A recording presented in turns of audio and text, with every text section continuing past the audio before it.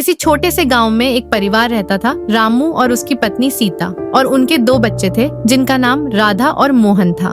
रामू बहुत मेहनती किसान था, लेकिन फिर भी घर में हमेशा आर्थिक तंगी बनी रहती थी।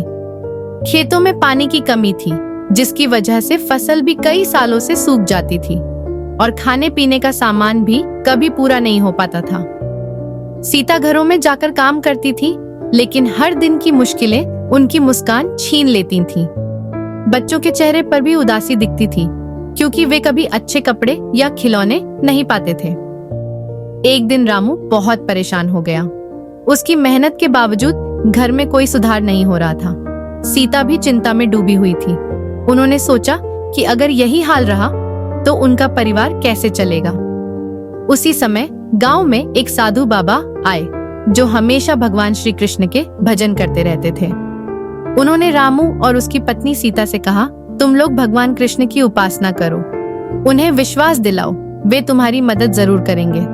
रामू और सीता ने सोचा कि क्यों न बाबा की बात मानी जाए। उस रात उन्होंने पूरे परिवार के साथ मिलकर भगवान कृष्ण का पूजन करने का निर्णय लिया। वे हर दिन भगवान कृष्ण की भक्ति और पूजा करने लगे।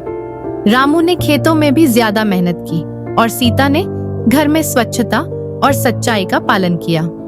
एक दिन रामू खेत में काम कर रहा था, जब अचानक एक अनोखी घटना घटी और बारिश होने लगी। अचानक बारिश हुई तो उसका सूखा हुआ खेत हरा भरा हो गया। उसे विश्वास ही नहीं हुआ। कुछ दिन बाद गांव में एक व्यापारी आया, जिसने रामू से उसकी फसल खरीदने की इच्छा जताई। फसल बिकने से रामू को अच्छा पैसा मिला और धीरे धीरे उनका परिवार खुशहाल होने लगा। कभी न खत्म होने वाली परेशानी से जूझने वाला रामू का परिवार अब सुख समृद्धि में जीने लगा।